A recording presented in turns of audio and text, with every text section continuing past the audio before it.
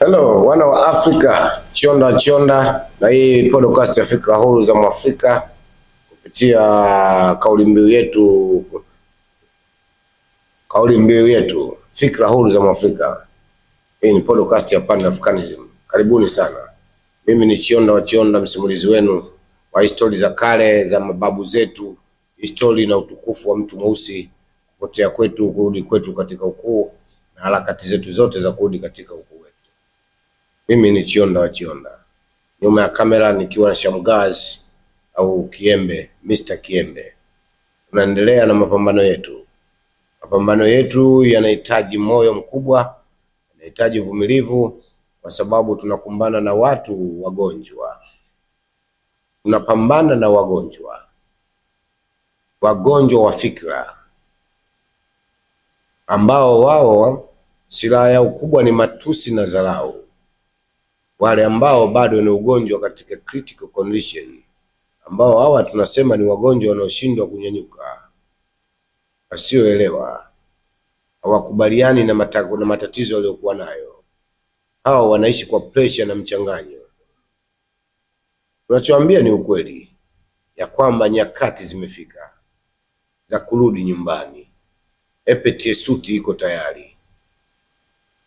Unataka kuingia epete suti, wasiliana na Chionda, basi mtapata mawasiliano. Tutakupa mwongozo mzima wa kuwa muumini kama ninavyojiita wenyewe, mmezoea kuitwa waumini. Sisi tunaitwa walimwengu, ili kuwa mlimwengu. Kuwa mlimwengu. Mlimwengu ni mtu anaofuata mila na tamaduni na taratibu za mababu zake na asili ya ulimwengu. Mlimwengu, sisi walimwengu hatuna kitabu specific cha ibada. Hatujashushiwa Mungu wetu sisi, haja tutengenezea kitabu. Sisi Mungu wetu kitabu alichotugea ni kikubwa kuliko cha kwenu. Kwa sababu kitabu chetu kimelala ndani yake sayansi, uchumi, afya na mambo yote yanayohusiana na maisha ya mwanadamu. Kwa hiyo kitabu chetu, ninawaambia sisi watu weusi au wana wa El Kaburani, asili yetu ndio kitabu chetu. Napokuona wewe ndugu mzungu katika ngozi nyeusi, ambaye nakuita mtumwa wa mkoloni, mlinzi wa geti la bwana wa watumwa, wewe ndio wale wanaendelea kubishana, wanaendelea kutukana, wanaendeleza dharau ambazo haziwasaidii chochote. Ukikaza shingo sana utavunjika, kwa sababu matusi yako yatuzuii sisi wana wa ulimwengu kurudi nyuma. Hii vita ni vita nzito, ili mtu apate kutuelewa, na mwenye kuelewa atajua, kwa sababu hizi ni message maalum zinatoka kwa ulimwengu, universal message inakufikia wewe kwamba hapo ulipo sio. Na katika utafiti wangu hadi sasa, walimwengu wanazidi kuongezeka, waumini na kondoo wanazidi kupotea. Na lengo letu ni kurudisha mila na tamaduni, kusikokuwa na michango, kusikokuwa na sadaka, kusikokuwa na maji na mafuta. Sisi vitu vyetu ni vya kuonekana, sio vya imani. Vitu vyetu ni vya kuonekana. Sisi tunaamini tumepewa uwezo mkubwa sawa na creator all. Sisi ni watengenezaji wadogo, tuna uwezo wa kutengeneza. Tukakutana katika spiritual congregation kati ya baba na mama, akatengenezwa mtoto. Hiyo ni spirituality congregation, tano la kiroho. Wetu wanaita sexy wale wa magharibi, lakini sisi tuko katika usawa na haki, kwa sababu kwa Afrika kama nilivyoambia, kuna miungu yetu toka kale, kuna Mungu wetu toka kale. na vitabu vyao vyote vya dini walivyoandika asili yake ni nyumbani hapa barani Afrika. Nikiwaambia historia ndefu, historia ya baba mtoto aliozaliwa na mama bikira na mama bikira, akaja akawa na wanafunzi, akawa mwalimu, wanaita apostle au wanaita kwa jina la kigeni kabisa wanawaita nini? Jina wanawaita thenashara. Wanasema kwa Kialamaiki sijui Kiyahudi. Mimi ninachojua Kiyahudi kisha kufaga ni forgotten language. Yahudi sasa hivi wamechukua Yiddish wakachanganya na maneno ya kukopa Aramaiki na Arabiki, wakatengeneza Yiddish, wanaita ni Hebrew. Wakachanganya Kiakadi, Kiasiliani, Kialguti, wakaja kupata nini? Lugha wanaita Yahudi, Hebrania language. Ana tukienda katika tafsiri wanasema Hebrew, Hebrania, maana yake the pass, wavukaji katika mito miwili ya Tigris na Euphrates. Lakini hapo tukirudi nyuma tukisoma huyo Ibrahim, black man kama hii Mike hapa naotumia.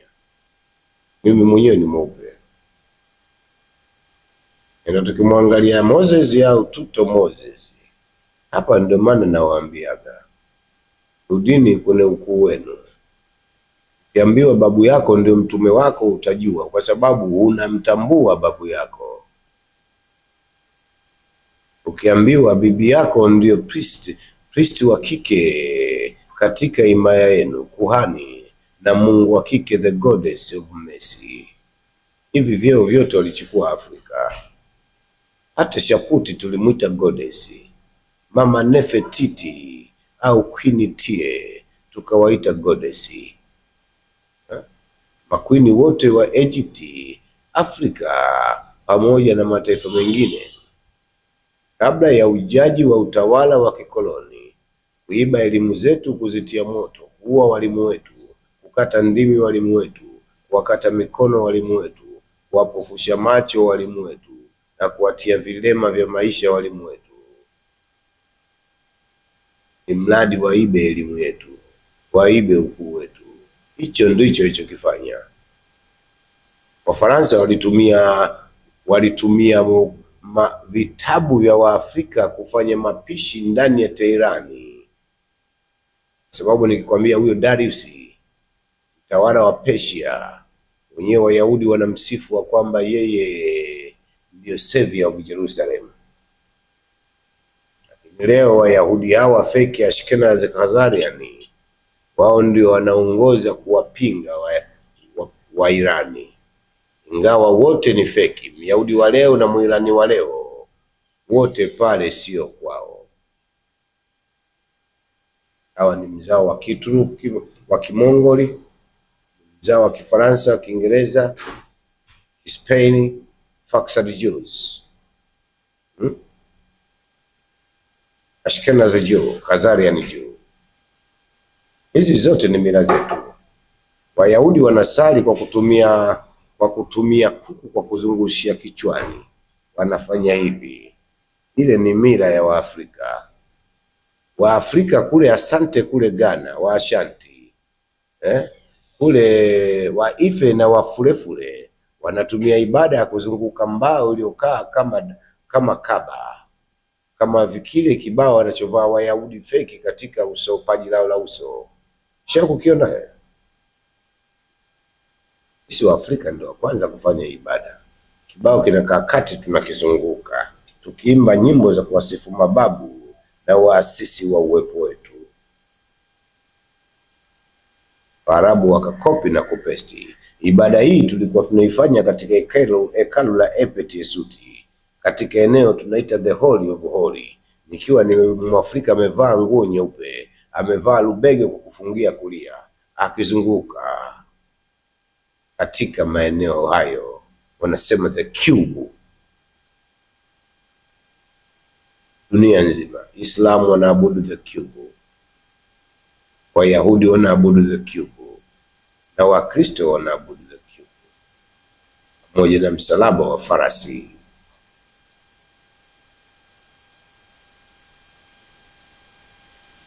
Sisi ni watu ambao tunajipambanua moja kwa moja kwamba hatukuja duniani kwa bahati mbaya, na hii kazi tunayoifanya sio ya bahati mbaya. Hii ni calling from the universal. This is calling from the universal. You must talk free, without fear and blameless. Ila ukweli tutaongea kwamba watu weusi weupe walichotufanyia watu weusi hakipaswi kuitwa haki za binadamu. Hii tunaita genocide, ethnic cleansing. Wakaja kwa awamu nyingi. Awamu ya kwanza kabisa mzungu alikuja Afrika akijifanya missionary. Akaja mara pili akaja na biashara ya utumwa. Missionary huyu alibeba biashara ya utumwa. Uingereza alipoona amepata faida nyingi ya biashara ya utumwa, wale wa Afrika 141 walipotupwa katika bahari ya Atlantiki, baada ya mbebaji wa ile kuzidisha, wenyewe wanaita cargo.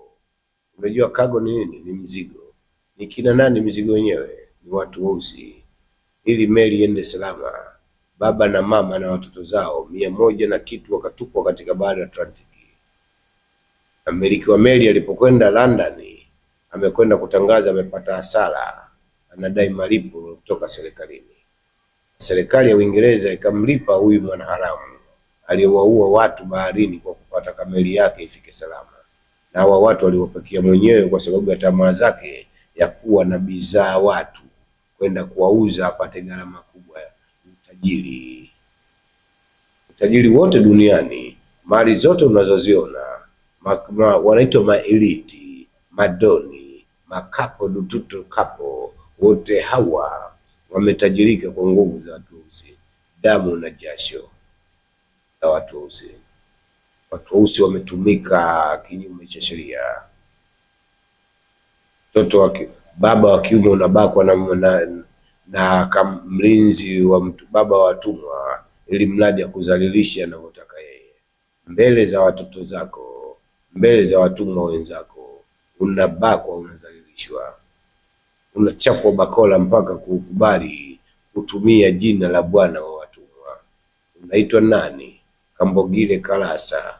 Lazima bwana Kalasa kuanzia sasa utoitwa bwana Kambogile Kalasa, utaitwa Johnson Kalasa, na si kazi hata jina la baba yako wanabadilisha, utaitwa Johnson Whitewood. Baba jina yao Johnson Whitewood, Johnson Parkerwood, Michael Blameless, Michael the like milk, Michael the shareholder, Michael the blameless. Hayo yote majina wanakupa wao, wanakuambia jina lako halifai. Wajerumani ndio hapa wa Marekani utaalamu wa kumiliki mtumwa mweusi. Wakamwambia tunatawala watumwa weusi, lakini hawatuelewi hadi leo. Wewe ulifanikiwa vipi kuwatawala watu weusi? Akasema kwani mmesahau nini wakati ulipochukua? Anakumbuka historia yao, wanajua walikotokea. Akasema bwana tunajua walikotokea.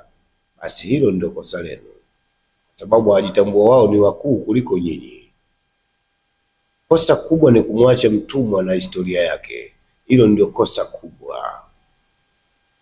Kuanzia hapo wazungu wakaanzisha mpambano au mipango ya kufanya, wakaandika vitabu, how to make black men Christian, how to make slave a Christian. Wakatengeneza vitabu vyenye ushawishi, wakachukua watumwa 2 watatu wakawafundisha, ili wajue kusoma ile Biblia, wajue kusoma ile Qurani, ili wakawafundishe na wenzao wapate wafuasi kwa njia ya amani bila kutumia nguvu. Hii inaitwa strategy, self interest strategy. Wameitumia hii.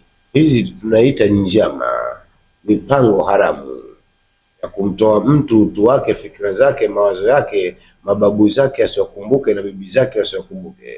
Mnambeba kwenye meli, mnampeleka katika nchi ya ugenini, mkimtia mijeledi, kumbaka na kumdhalilisha. Watoto wakizaliwa na mama zao wanauawa, baba zao wanauawa, ili mradi kupokea mafundisho ya gaidi wa Kijerumani ya kwamba Mwafrika hatakiwi kujua historia yake.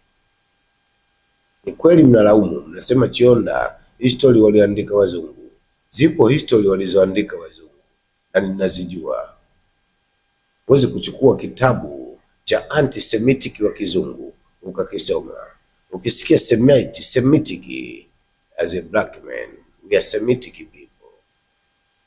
Wale wote duniani ni Semitic kwa sababu wanafanana na sisi. The similarity, the same.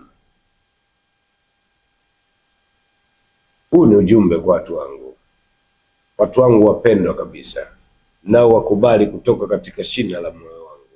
Nalipenda bara langu la Afrika, ningekuwa mabega yangu wanaweza kulibeba, ningekuwa natembea nalo begani, na watu nawapa ushauri jinsi ya kuishi. Na waondoe katika mikoko, matakataka na uchafu uliowekwa na mzungu na Mwarabu katika bongo zenu. Maisha yenu yamekuwa magumu kwa kutegemea wokovu wa kesho. Maisha yetu yamekuwa magumu kwa sababu ya kupandikizwa vitu ambavyo havituhusu. Mfano mdogo, wewe Mkristo, barua ya Paulo kwa Waefeso, wewe Mnyaturu, wewe Muhehe, wewe Msukuma, wewe Myao mwenzangu, wewe mjomba wangu Mluguru, barua ya kwa Waefeso, wewe Mluguru na Mdinka, Mnyaturu na Mzalamu, inakuhusu nini? Mungu alikuwa kakusahau asilete ujumbe kwako mapema, akakufundisha kwa lugha yako, kwa ufahamu wako na kwa utambuzi wako, mpaka amlete mtu aliyekuvamia kwa panga, bunduki, sumu na ubakaji na wizi, alafu akupe dini. Anakwambia wewe leo ni Muislamu, wewe leo ni Mkristo, lakini lazima ubadilishe jina. Wachambera unabadilishwa jina, unaambiwa ili jina lako la kishetani, na kuanzia leo ubadilishe jina. Anaangaliwa master aliyokuteka kule na kukuleta kwao, jina lake anaitwa nani? Anaitwa the Pakawood, na wewe unaitwa Pakawood Florence Kandamba. Hao ndio black men, na hao ndio wazungu. Mtu mweusi mwambii chochote kuhusu mzungu. Kwa wale wote wenye akili za kushikiwa, waliopewa vitu ambavyo wanajiona ni bora wakati kwao ni upuuzi. Hawa ndio watumwa, na hawa ndio sell out, na hawa ndio watatusaliti. Hawa ndio waliotusaliti. Wamechukua coin kutoka kwa mgeni, wamechukua pesa, makaratasi kutoka kwa mgeni, ili kushibisha matumbo yao na familia yao. Wabinafsi hawa wasaliti yao, adhabu yao ni kifo. Adhabu ya msaliti ni kifo. Adhabu ya spy ni kifo. Shushushu, mpelelezi, anaitwa askari kanzi. Kwa hiyo ndio huyu anayekuuza anaitwa askari kidole. Kazi yake ni kutudanganya na kutukoloni miaka yote.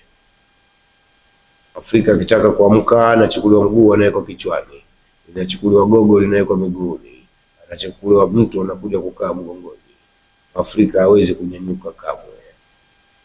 Tunaweza mpaka hapo tutakaposema marufuku elimu ya kimagharibi, marufuku dini za kimagharibi na Arabia. Wa Afrika tunarudi kwenye sera zetu. Babu yangu ndio mtume wangu, bibi yangu ndio mtume wangu. Naongozwa na roho za mababu na roho za universal na uumbaji mkuu wa Bwana ambaye ni universe yenyewe. Yeye the creator of all. Otepo wana wa Afrika.